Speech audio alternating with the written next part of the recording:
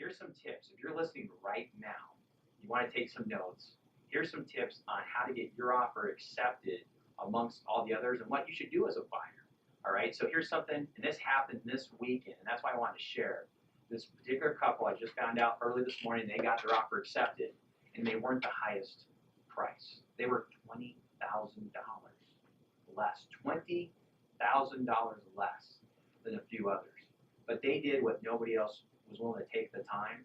They connected with the sellers and the listing agent because the sellers were there at their open house. And I know this is not common, Seth. Sometimes you guys tell sellers not to, not to be there. You don't want to be offended because they're going to say like, well, we don't like the color of your wall here or how you put your furniture here. And that can offend somebody in a negotiating power that sometimes can.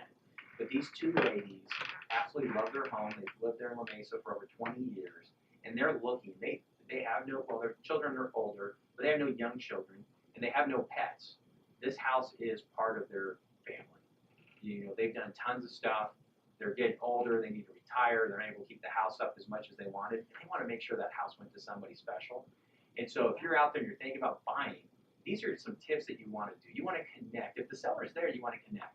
But this particular buyer not only connected with the seller while they're there at the open house, they took some great pictures of the house with the family in front. It's a young couple with a baby.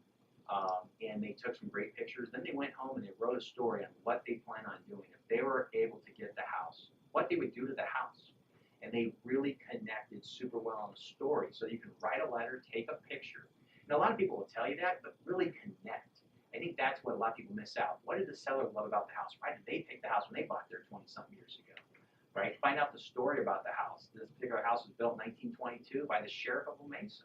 Right? No other buyers asked the seller that or found out information. There was neighbors there because the neighbors were all surprised these ladies were moving on.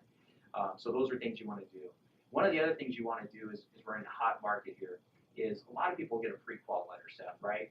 And a pre-qual letter is good. It finds out, hey, if you make $100,000 a year, yeah, you should qualify for a $500,000 house, yada, yada. But it hasn't done any really research. And that's where a true pre-approval, where you're having your credit pulled, you're giving a underwriter your income documentation from your tax returns, your W-2s, your pay stubs, full everything to truly get pre-approved. That's going to help you. Now, I can tell you on the multiple offers that were on this particular one, they all had pre-approvals. The ones that had pre-quals, they didn't even look at those offers, but they all had pre-approvals. But you want the agent lender on your team. You have a great working relationship with others in the industry. As Seth was talking about, and Brian brought up, him and Justin are really well connected with agents in San Diego, especially in Bay Park. They all know one another. They have coffee. They're very nice to one another. It's not just about competition. You want your agent and your lender to know people in the industry. If they're online as your agent or lender, they're not going to know the local community in San Diego, and it's not going to, your offer is not going to look as strong, even if you are the highest price. Again, this couple got it for 20 grand less.